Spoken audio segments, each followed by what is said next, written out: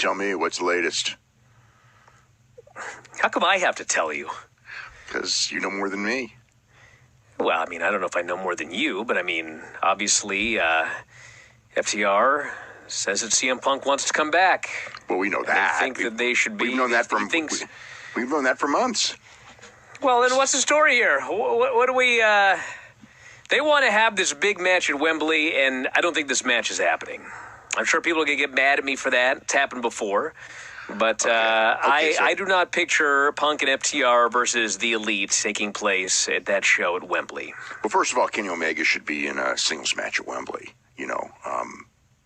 more than anything else. I mean, now they could do the Young Bucks and Adam Cole or the Young Bucks and Adam Page, perhaps, if they want to do that match or do a match like that. But here's the situation.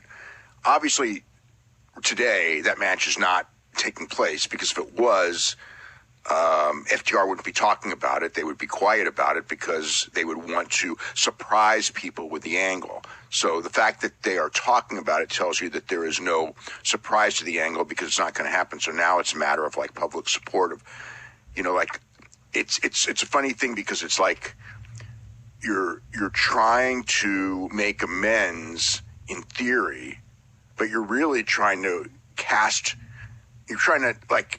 not make amends in reality. I mean, like you could see this as like a power play in the sense of we're going to show by talking about it that we're the professionals, i.e. they're not the professionals. So that's like the game. If they all wanted to be professional and do this, they would do it professionally. And it's, I think, there's so much baggage in this one, and there's so much, and the whole thing is that, like, you can go in there and they really want to do it, I mean, if you just go in there and apologize and all that, and I'm not saying FTR needs to apologize because I've never said that. They haven't done anything that bad to where, and I don't even think which Cash Wheeler hasn't really even done anything, of any note of anything bad or anything. Dax is Dax, and we got to put up with him, doing his thing. But the thing is that, if you just go in there and make amends, I mean, there's always ways to do it if you really want to do it.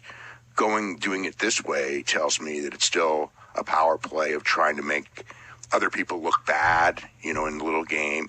And the thing with the end of the game is that I don't believe that they want to work with them as much as they want to get rid of them, and by making them look bad, I think that that's kind of like the idea of doing this. If they really want to work with them, all they got to do is they got to go up to them and they see them every week at TV and just go, dude,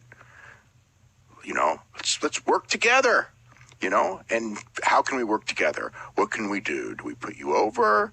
Can we do an angle? What do we got to do? What do we got to do to make amends to all be team players? Okay. And if they do it and they do it in the right way in time, it'll work in time. If they go and do it in a way where everyone goes like, you're not really looking at doing it, you're looking at making the other people look bad, and it's only digging the hole deeper. And they know that, and everyone knows that. And that's why it's like so, watching this, it's like, you see through this stuff. And so, and it's going to keep going probably like that until I think also the all issue, get together. The issue is not even so much, will the Bucks work with FTR? The issue here is the claim that CM Punk is willing to work with the Elite. Well, of course CM Punk is willing to work with the Elite. That's not the issue. The issue is, do the Elite want to work with CM Punk? And it's not just a matter of, hey, I want to work with these guys, and they're unprofessional, not want to work with me. But that's the whole game. That's the game. I mean, there was a situation here. That's the game they're trying to play. Is like where he's willing to work with them. They're the it's a game for like they're the ones unprofessional, not me. And it's just like, well, I mean, if the whole thing started because somebody was unprofessional.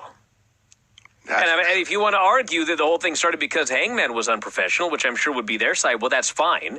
Yeah, but that has nothing to do with the Young Bucks. The issue that happened at All Out was CM Punk being unprofessional. So before that, like little things happened, but the big thing was the promo on Adam Page, which was totally unprofessional. And there's no defending it.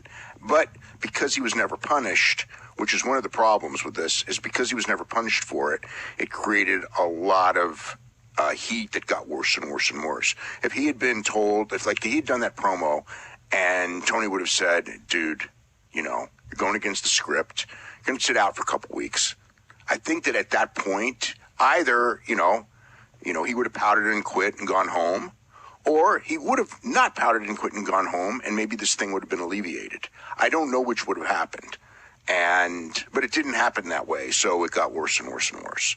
And so now we're at this situation where, it's like, obviously he's probably going to be back.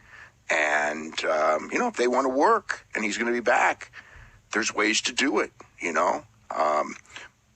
But going in there and trying to make the other people look unprofessional is probably the worst way to do it, unless you're trying to just kind of pressure them out of the company. If that's the idea, then we'll have to wait and see how it all turns out. It's a really, but I like to contend this is clearly not good faith, because if it was good faith, we wouldn't hear anything about it. They would settle it. And we would see an angle out of nowhere that would shock everyone, or at least or maybe we would talk about it or whatever and know the angle was coming. And if that happens, that's fine. But as long as they're talking about it, it tells me that, number one, they have no deal to do it. And number two, by doing it publicly, they're not really looking at doing it. They're looking at playing a public relations game over it. That's how I look at it. I don't know. What do you think? Well, that's absolutely how I look at it. I mean... Okay. Well, you know more than me.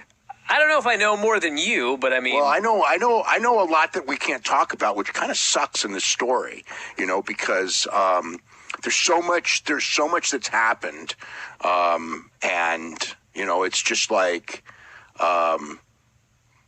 every time there's little bits that come out and everything like that. But we'll see how it turns. Look, he's probably going to be back unless he's the only way he's not going to be back is if he doesn't want to be back. That's the reality. And if he's back, then the question is, how long will it last? And I don't know. I mean, hopefully everyone learned from this. The problem is that I think that everyone has to prove that they've learned from it. And until they do, everyone is going to be skeptical of it. And it may not play out so well. If everyone has learned from it, they can go in there and they can all coexist, and the company will be stronger, and they can, and at some point it'll happen. Look, Bret Hart worked with Shawn Michaels, and which Bret Hart would have never not worked with Shawn Michaels, but Shawn had decreed he would never work with Bret, and eventually he did, and there were reasons that it happened that way, and and this can happen the same way at some point, but I don't think this is because of this, when I look at it this way and how it's being kind of done, it's it's not, it's not like, Brett went in there and just said, hey, this guy will never work with me and I'll work with him and I'm the professional one and all this. Because if he had done that, then Shawn would have never worked with him, and, it took a while for that. And, so we just have to see how it plays out. Kenny Omega.